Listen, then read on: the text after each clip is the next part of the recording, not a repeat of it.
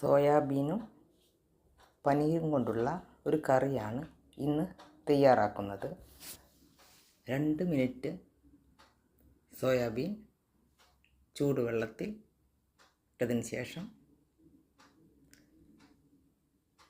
അത് പിഴിഞ്ഞെടുത്ത് വീണ്ടും പുളിവെള്ളത്തിൽ 2 മിനിറ്റ് വയ്ക്കുക. സോയാബീൻ്റെ മണം ഒട്ടും തന്നെ ഉണ്ടാവില്ല.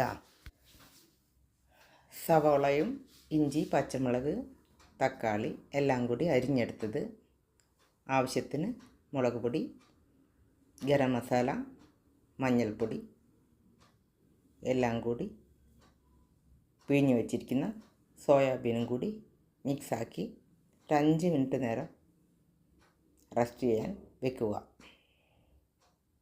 അതിനുശേഷം ഓയിലൊഴിച്ച് എല്ലാം കൂടി ഇളക്കി കൊടുക്കുക. അതിലേക്ക് 1 സ്പൂൺ നെയ്യ് ചേർത്ത് വീണ്ടും ഇളക്കിക്കൊണ്ടിരിക്കുക.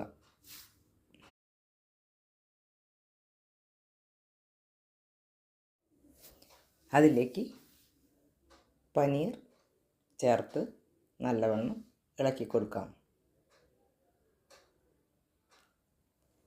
കുറച്ച് തേങ്ങയും അതിലേക്ക് ഗ്രാമ്പു, പട്ട, സവോള എല്ലാം കൂടി അരച്ചെടുക്കാം. ഒരു ക്യാപ്സിക്കം കൂടി ചേർത്ത് നല്ലവണ്ണം ഇളക്കി യോജിപ്പിക്കാം.